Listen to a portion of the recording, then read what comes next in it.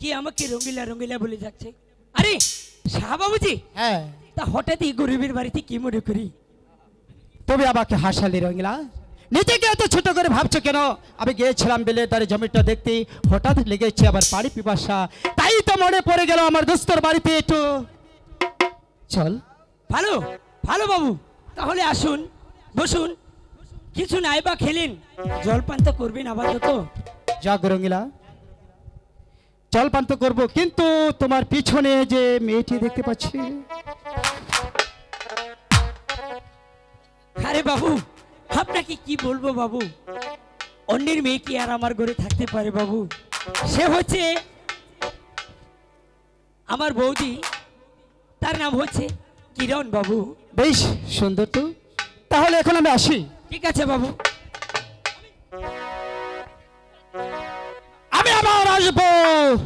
সুন্দরী কিরণ, কিরণ কিরণ কিরণ কিরণ এসে গে নয়নের নেশা যেমন করে হোক ছলে বলে কৌশলে রঙিলাকে তাস খেলা শিক্ষা দিয়ে তাকে তাকপতের ফকির বানিয়ে। স্বামী স্বামী, কিরণ, ওই লোকটির চরিত্র ভালো না।